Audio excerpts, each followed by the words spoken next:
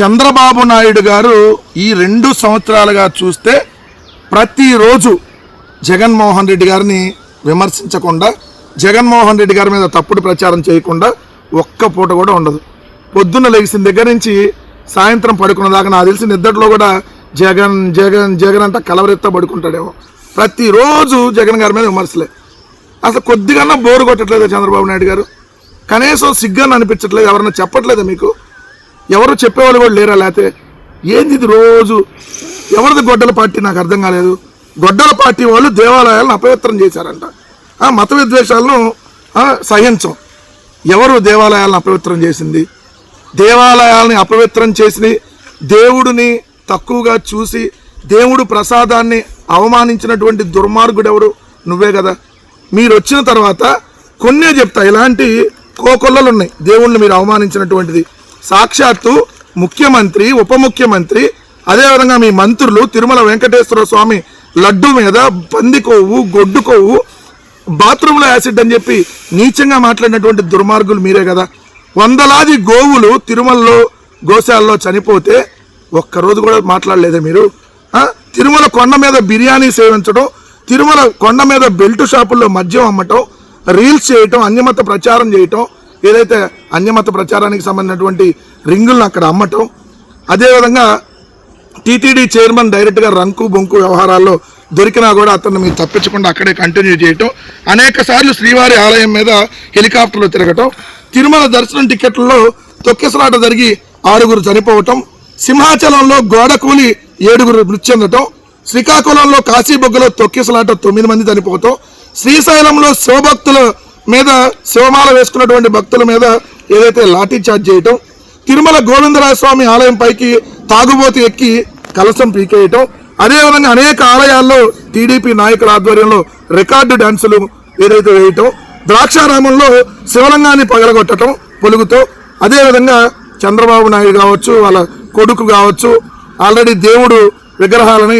బూట్లేసుకొని తీసుకోవటం, ప్రసాదాలను కూడా బూట్లేసుకొని తీసుకోవటం, అదేవిధంగా బీఆర్ నాయుడు అనేటటువంటి చైర్మన్ తిరుమలలో 7 కొండల పక్కన ఇంకో చెత్త కొండ ఉందని చెప్పి పెచ్చవాగుడు వాగటం, కడపలో కాశీరాయణ క్షేత్రాన్ని కూల్చివేయటం, ప్రొద్దుటూరులో వారాహ క్షేత్రాన్ని కూల్చివేయటం, నిన్నటికి నన్ను చూస్తే ఆదోని శివాలయంలో దీపారాధన కుండీతో సిగరెట్ వెలిగించుకోవటం, ఎన్ని దారుణాలు జరుగుతూ ఉంటే, మరి 2 సంవత్సరాల్లో నువ్వు ముఖ్యమంత్రిగా ఉండగా కదా ఇన్ని దారుణాలు జరుగుతూ ఉంటే, ఈరోజు నువ్వు మాట్లాడుతా ఏదైతే గొడ్డల పార్టీ వాళ్ళు దేవాలయాలను అపవిత్రం చేశారు, మీది కదా ఈరోజు బూడిద కూడా లేకుండా చేస్తున్నటువంటి బూడిద పార్టీ, దేవుణ్ణి కూడా ఆఖరికి బూడిద చేసేయాలనేటువంటి ప్రయత్నం మీరు కదా చేస్తుంది.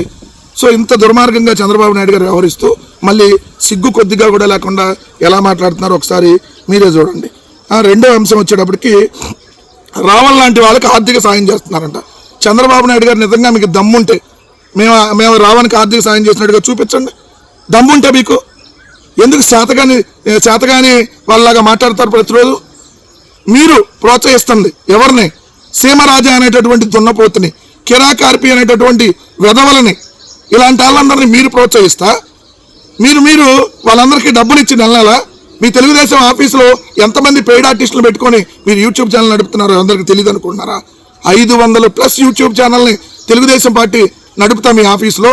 ఐటీడీ పైన ఉగ్రవాద సంస్థలు మీరు నడుపుతా. మీరు అలాంటివి ప్రోత్సహించేది. 7 రూపాయలు ఎల్లో పే బ్యాచ్ గాలందరినీ ఒక పోస్ట్ పెడితే 7 రూపాయలు ఇస్తారంట, ఒక కామెంట్ పెడితే 7 రూపాయలు ఇస్తారంట. మీరు సిగ్గు కొద్దిగానే లేదు. ఓ ముఖ్యమంత్రిగా ఉండి ఎలా మాట్లాడుతున్నావు? ఇప్పటికైనా కొంచెం మనిషిలాగా వ్యవహరించండి చంద్రబాబు నాయుడు గారు. 3వ అంశం వచ్చేటప్పటికి వ్యక్తిగత సమస్యల్లో సభలకు తేవద్దు. సభ జరుగుతుండగా 4 మహిళలు తమ సమస్యలు చెప్పేందుకు ప్లకార్డులు ప్రదర్శించడంపై ముఖ్యమంత్రి ఆగ్రహం వ్యక్తం చేశారు. సమస్య నిజమైతే తాను వాటిని పరిష్కరిస్తానని, వినతి పత్రాలు ఇవ్వాలని సూచించారు. ఎక్కడి నుంచో వచ్చి సభకు అవాంతరాలు కల్పిస్తున్నారని, ఇది మన సంస్కృతి కాదని హెచ్చరించారు. ఇప్పుడు ఎక్కడి నుంచి ఎందుకు వస్తారు నాకు అర్థం కాదు.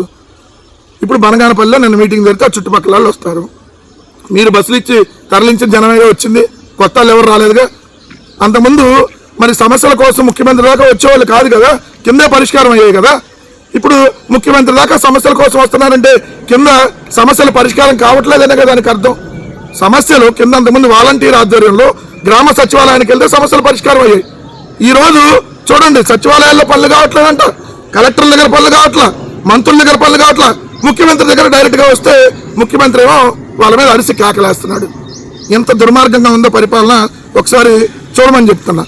చంద్రబాబు నాయుడు గారు నిన్న చప్పట్లు కొట్టమని కేకలేస్తున్నాయంట.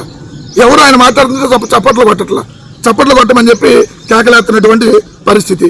మందుబాబులకు మాత్రం పండగే పండగ అంట. నిన్న బనగానిపల్లి మొత్తం ఫుల్గా నిన్న మద్యం ఏర్లై పారిందని చెప్పి పత్రికల్లో వచ్చినటువంటి వార్తలు. ఏదైతే టీడీపీ సీఎం పర్యటనకు వెళ్లే సమయంలో ఆయా గ్రామాల టీడీపీ నాయకులు ఇచ్చే మందు చాలక బస్సు దిగిన తర్వాత మళ్ళీ మందు ఇవ్వడంతో కిక్ ఎక్కువై చాలా మంది కింద పడిపోయారు. సీఎం చంద్రబాబు మాట్లాడుతున్నానుగా బయటకు వెళ్ళిపోయినటువంటి జనము. ఇది పరిస్థితి. నిన్న మళ్ళీ మాట్లాడుతూ తండ్రి సమాధి వద్ద పూజలో తల్లికి క్షోభ అని చెప్పి మాట్లాడుతున్నారు చంద్రబాబు నాయుడు గారు. కొద్దిగా మీకు సిగ్గెందుకు దేవుడు పెట్టలేదో తెలియట్లా. అసలు మీ తల్లిదండ్రుల పేర్లు చెప్పండి చంద్రబాబు నాయుడు గారు. మీరు మీ తల్లిదండ్రులకు ఎప్పుడన్నా ఫోటోకి దండేశారా మీరు? అసలు మీ తల్లిదండ్రులు మీరు కలిసి దిగినటువంటి ఫోటో ఏమన్నా ఉందా అప్పటి వరకు? మీ తల్లిదండ్రులు చనిపోతే కనీసం మీరు ఏదైతే గుండు కొట్టించుకోలేదు కదా, వాళ్ళకి ఎట్టు తలకొరువు పెట్టలేదు మీరు. ఒక్కరోజన్నా జయంతి వర్ధంతి అసలు గుర్తుందా మీకు? ఎప్పుడు పుట్టారు మీ తల్లి మీ తండ్రి, ఎప్పుడు పుట్టే ఎప్పుడు చనిపోయారు మీకు తెలుసా? కనీసం మీరు తల్లిదండ్రుల గురించి మాట్లాడితే ఎట్లా?